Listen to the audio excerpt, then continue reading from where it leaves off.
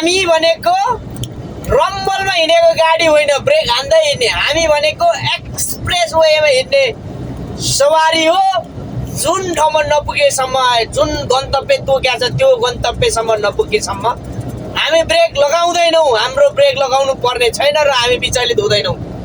बालेन शाहको आजको यो भनाइ नि साथीहरू मलाई लास्टै मन पर्यो।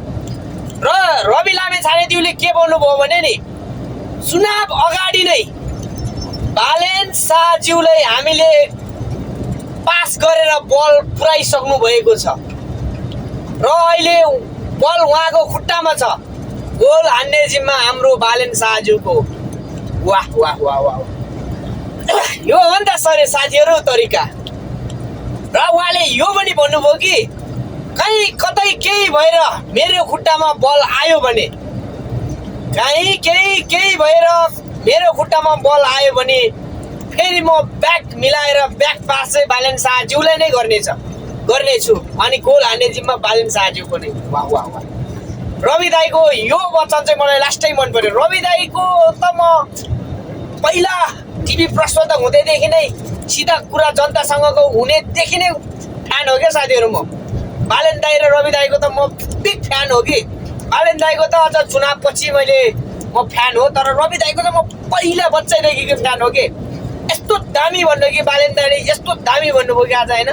सही हो क्या साथी हो। हामीले यत्रो भोट दिएर बालेन शाहज्यूलाई पठाउनु भयो नि, बालेन शाह रवि दाईलाई, किनकि यो एक्सप्रेस वेमा कुद्ने गाडी हो कि। ब्रेक किन हान्नु पर्यो? म 200 किलोमिटर हिँड्नु छ कि अझ 170-80 किलोमिटर बाँकी छ कि, यतिको हो साथीहरू। यो एक्सप्रेस हाइवे हो कि, ब्रेक हान्नु जरुरत छैन। स्टिकै छोडे त केही हुँदैन, लरमरिँदैन। हो, बालेन शाह भनेको यो ट्र्याकमा छ क्या अहिले। बुझ्नुभयो नि साथीहरू, यो ट्र्याकमा त हाम्रो नेपाल सरकार छ। ल सामान ब्रेक त छुनै पर्दैन, ए लक गर्छ, एक्सिडेन्ट पनि लक गर्ने हो कि।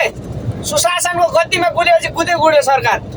त्यस्तै रवि दाईले त वाह, आजको भाषणले त रवि दाईले त वाह, फ्यान माथि फ्यान बनायो के रवि दाई तपाईँले। यार शत्रुले पनि तपाईँले दया लाग्छ हो, तपाईँले शत्रुले पनि धन्यवाद दिन्छौँ हाम्रो रवि दाईले। यार यति राम्रो भन्नुभएको छ कि, होइन? यो हो कि बालेन दाईको काम गर्ने शैली ठिक छ, तर रवि दाईले शत्रुले मिलाउने गति ठिक छ कि।